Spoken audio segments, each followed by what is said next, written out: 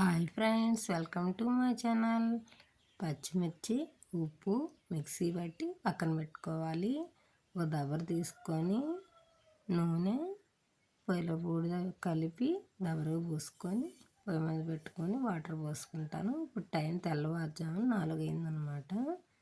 ఎండ వచ్చేలోపే ఈ రవ్వ ఉడికిందనుకో పెట్టుకోవటానికి బాగుంటుంది అనమాట.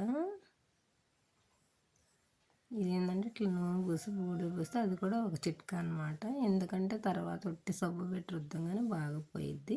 ఇప్పుడు మనం ఏ దాంతో రవ్వ తీసుకుంటాం దాంతో 8 నీళ్ళు అనమాట. నీళ్ళు బాగా తెరనిచ్చి అప్పుడు మనం తీసుకున్న రవ్వ పోసేస్తే ఒకరు పోస్తూ ఒకరు తిప్పుతూ ఉంటే ఉండలు కట్టకుండా బాగా తిప్పాలి. రవ్వ పోసిన తర్వాత కొంచెం ఉప్పు వేసుకోవాలి.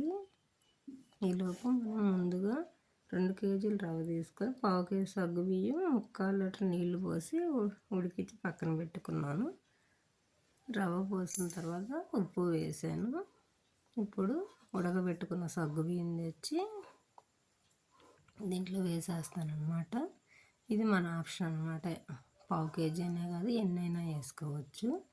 జిగట కోసం కొంతమంది తినేటప్పుడు అవి మధ్యలో కొంచెం పటపట అంటూ ఉంటాయని బాగుంటాయని ఇంకొంచెం ఎక్కువ వేసుకుంటారనమాట. ఈ విధంగా ఇది ఆల్రెడీ ఉడికిన సగ్గుబియ్యమే కాబట్టి పెద్ద ఉడకనక్కర్లేదు.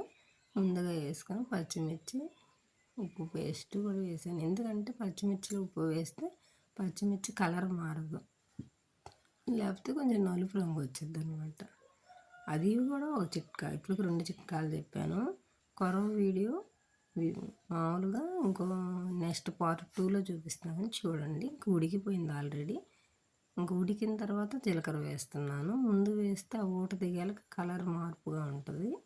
ఇంక దించేయటమేను. ఇది దించి మామూలుగా ఇంక మిద్ది మీద క్లాత్స్ పరిచి పెట్టటమే.